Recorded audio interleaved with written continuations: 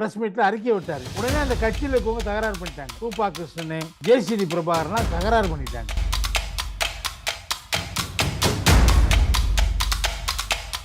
இரட்டை இலை கணத்திலும் முடக்கப்படக்கூடாது என்பதற்காகத்தான் நாங்கள் இபிஎஸ் ஒத்து போறோம் சொல்லிட்டு இருந்தவங்க இப்ப முதல் தடவை என்ன செய்யறாங்க, இரட்டை இலை சின்னத்தை முடக்குங்கிற கோரிக்கையை தேர்தல் ஆணையத்தில் வைக்கிறாங்க.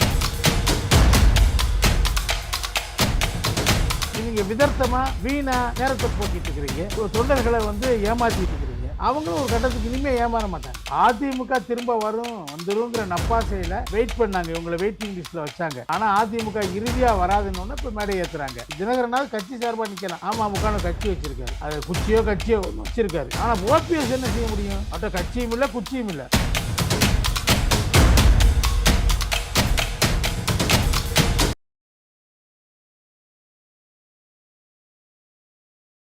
என்னன்னா ஓபிஎஸ் அதிமுகவுடைய கட்சி, அதிமுகவுடைய சின்னம் கொடி பயன்படுத்த நிரந்தர தடை அப்படின்னு வந்துருச்சு.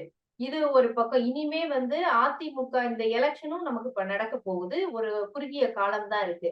இதுக்கு இடையில ஓபிஎஸ் உடைய நகர்வு ஏதாவது அடுத்ததுக்கு அதிமுகவுல அந்த சின்னத்தை வாங்குறதுக்கோ இல்ல ஃப்ரீஸ் பண்றதுக்கான முயற்சிகளுக்கோ ஏதாவது ஈடுபடுறதுக்கு வாய்ப்புகள் இருக்குதா?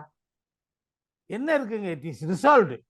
அந்த பிரச்சனை டெல்லி உயர்நீதிமன்றத்தில் இது தேர்தல் ஆணையம் ஒரு அஃபிடவிட் கொடுத்து நாங்கள் இப்போ எல்லாத்தையும் இபிஎஸ் தலைமையில் இருக்கக்கூடிய அதிமுகவுக்கு கொடுத்துட்றோம் சொல்லியாச்சு. இது டெம்பரவரிங்கிறாங்க. ஓபிஎஸ் அணியின temporary, yes it is temporary. அதை மாறணும்னா என்ன பண்ணணும்? ஏதாவது ஒரு தீர்ப்பு உங்களுக்கு சாதகமாக வரணும்.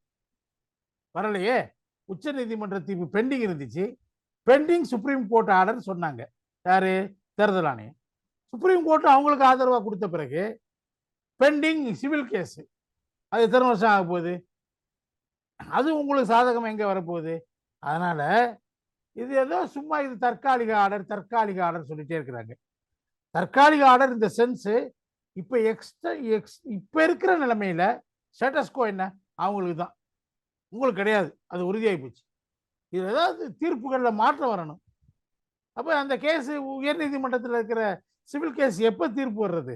வந்தாலும் உங்களுக்கு சாதகமாக வருங்கிறதுக்கு என்ன கேரண்டி? அது தீர்ப்பு வர்ற வரைக்கும், அது ஒரு மாற்றம் ஏற்படுற வரைக்கும் ஓபிஎஸ் அன்னைக்கு தானே எல்லாமே அங்கீகாரம் கிடைக்கும். இபிஎஸ் அன்னைக்கு இல்லையா? இபிஎஸ் அன்னைக்கு தானே எல்லா அங்கீகாரம் கிடைக்கும். உங்களுக்கு என்ன கிடைக்க போகுது? நீங்க விதர்த்தமா வீணா நேரத்தை போக்கிட்டு இருக்கிறீங்க, தொண்டர்களை ஏமாத்திட்டு இருக்கிறீங்க. அவங்களும் ஒரு கட்டத்துக்கு இனிமே ஏமாற மாட்டாங்க. அதிமுக பிளவுபட்டுருச்சுன்னு சொல்லி திமுக அணியும் பாஜக அணியும் பிரச்சாரம் பண்றாங்க. பிளவுபட்டு எங்க பிளவுபட்டாங்க? அவங்க ஒவ்வொரு தடவையும் பொதுக்குழு கட்சி விரோத நடவடிக்கையில் ஈடுபடக்கூடிய வெளியேற்றுது. முதல்ல பன்னீர் ஒப்புதலோட இருந்தப்பைய பொதுக்குழு சசிகலா அம்மாவையும் தினகரனையும் வெளியேற்றுச்சு. பிறகு பன்னீரையும் கூட இருக்கவங்களும் வெளியேற்றினாங்க. கட்சி உடையிலேங்க, கட்சி அப்படியே இருக்குங்க, இன்டாக்டா இருக்குங்க. கட்சியில் இருக்க பொதுக்குழு உறுப்பினர்கள் அப்படியே இருக்கிற பெரிய சேதாரம் ஏற்படுறது. இது எம்எல்ஏஸ் எம்பிஸ்ல பெரிய சேதாரம் ஏற்படுது, மாவட்ட செயலாளர்கள் பெரிய சேதாரம் ஏற்படுது, ஒன்றிய செயலாளர் கிளை செயலாளர் எல்லாம் அங்கதான் இருக்கிறாங்க. யாரும் வெளியேறல, யாரும் வெளியேறி போகல இத்தனை 2 வருஷத்துல. அதனால அந்த கட்சி பலமா இருக்குது, சின்னம் அதுக்கு இருக்குது, அங்கீகாரம் அதுக்கு தான் இருக்குது. சின்னத்துக்காக என்னென்னமோ நாடகம் பண்ணாரு, சின்னத்தை பயன்படுத்தக்கூடாதுன்னு இடைக்காலத்தில் முதல்ல கொடுத்துருந்தாங்க. இப்ப நிரந்தர தடையை உயர் நீதிமன்றம் கொடுத்தாச்சு சென்னை. இனிமே என்ன சொல்லிட்டு இருக்காரு அவர்? நாடகம் மாற அடுத்த நாடகம் என்ன பண்றாரு? தேர்தல் ஆணையத்தில் போய் எனக்கு சின்னம் கொடுக்கணும், அது அதிமுக ஓபிஎஸ் அப்படின்னு சொல்லி எங்க அணி பிரிவுக்கு கொடுக்கணுங்கிறாரு. அதை ரிஜிஸ்டர் பண்ணணும்ல, அந்த கட்சியை ரிஜிஸ்டர் பண்ணணும்ல, அந்த நேமை ரிஜிஸ்டர் பண்ணாட்டு எப்படி அது அதிமுக ஓபிஎஸ்ன்னு நீங்க சொன்னா, ரிஜிஸ்ட்ரேஷனே இல்லாத பதிவு இல்லாத ஒரு கட்சிக்கு தேர்தல் ஆணையம் எப்படி சின்னம் கொடுக்கும்? அதுவும் இரட்டையில ஏற்கனவே கொடுக்கப்பட்ட சின்னத்தை நீ கேட்டீங்கன்னா எப்படி தருவாங்க? சரி சார், இப்போ பாஜக இன்னொன்னு ஓபிஎஸ் ஆரம்பத்திலேருந்தே பாஜகவுக்கு ஆதரவு அப்படிங்கிற நிலைப்பாட்டுல உறுதியா இருந்தாரு.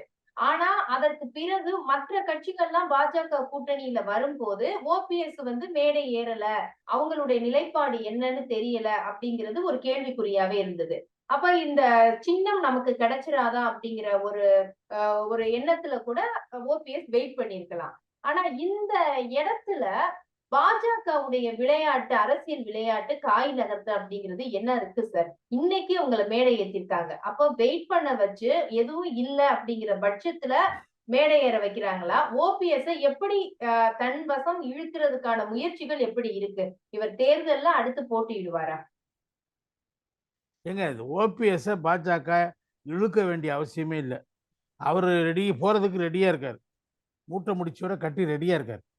கூப்பிட்டா உடனே ஓடி போயிடுவேங்கிறாரு. அவரே சொல்றாரு. ஆனா நிக்கிறது அவங்க பிரச்சனையா இருக்குல்ல கூப்பிடாம சார்? இருந்தாங்க. சின்ன பிரச்சனை இருக்குல்ல அவங்க சார்? அவர் இருந்தா ஒண்ணு இன்னும் ஒரு இரட்டை இலை பிரச்சனை சின்னம், இல்ல புது சின்னம். தாமரை சின்னத்துல நில்லுன்னா எப்படி ஓபிஎஸ் நிப்பாரு? அந்த இடத்துல தானே சிக்கல்ல இவ்வளவு நாள் இல்லைங்க. ஜெபமா இழுத்துட்டு தாமரை இருந்தது. சின்னத்து இல்ல அது இல்ல பிரச்சனை. அதிமுக திரும்ப வந்துருங்கிற நப்பாசையில வெயிட் பண்ணாங்க. இவங்களை வெயிட்டிங் லிஸ்ட்ல வச்சாங்க. ஆனா அதிமுக இறுதியா வராதுன்னு இப்ப மேடை ஏத்துறாங்க.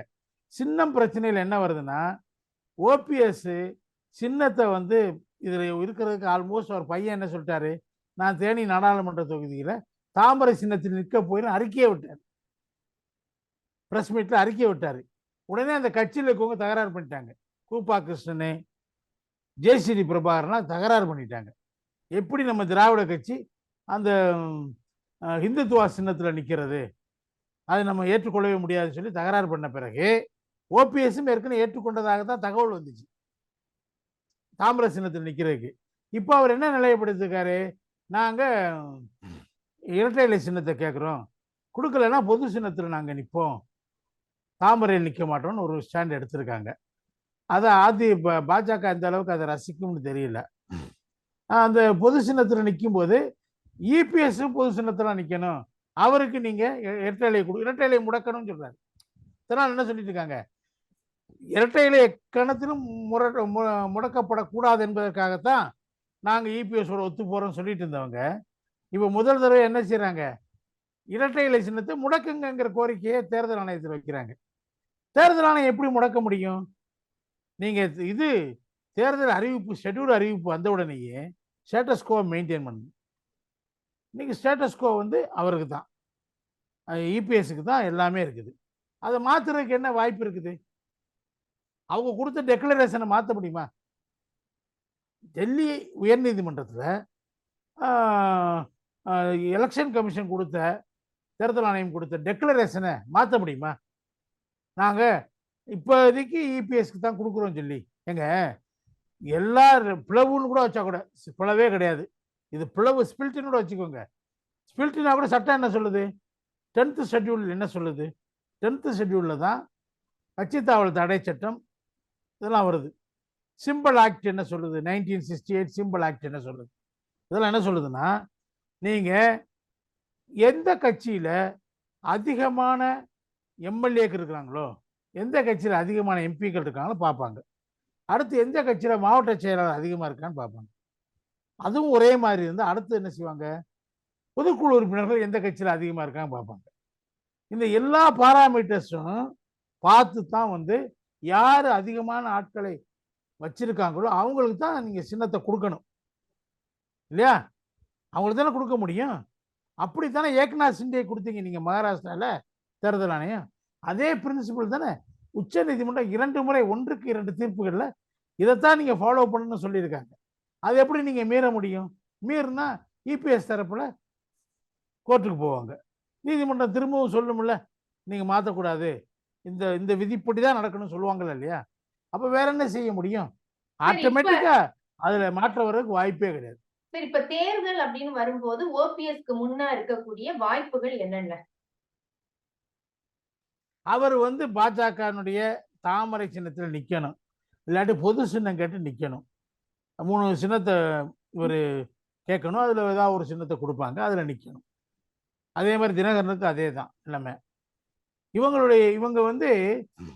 ஒரு கட்சியாவே இப்ப ஓபிஎஸ் தினகரனாவது கட்சி சார்பா நிக்கலாம்.